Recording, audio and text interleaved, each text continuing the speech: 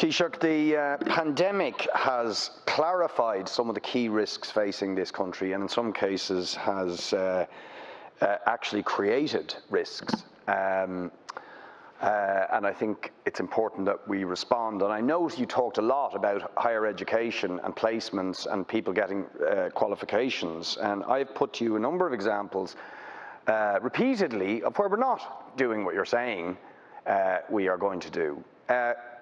One thing the pandemic has done is created something of a mental health crisis for particular cohorts in our society.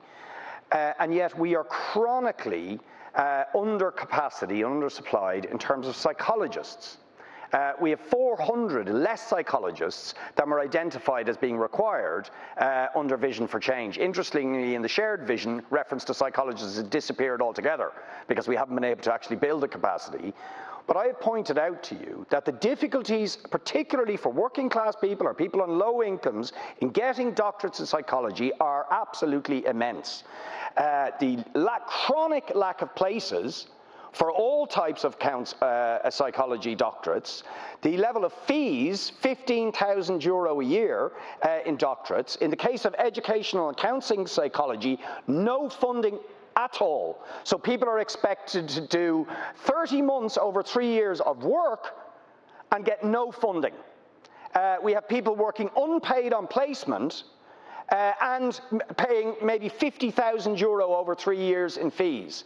And they are just in dire straits. Now, how exactly is that helping remove obstacles to higher education in a key area like mental health when we have 10,000 children, adolescents and adults waiting for psychological services? I could make the same points about doctors, the obstacles being put in the way of graduate medical entry doctors in terms of fees and the cost of concluding their doctorates, or obviously student nurses who are still facing significant fees, which they shouldn't have to pay when we need more nurses, and being made work unpaid on placements throughout their nurse training. In terms of the issues around, I would argue with, in terms of Deputy Boyd Barrett, some of the postgraduate programs are expensive in terms of medicine, much more than the undergraduate programs, but we have provided additional places across the board in third level last year, and we'll do the same this year, and in further education as well, and in terms of apprenticeship places.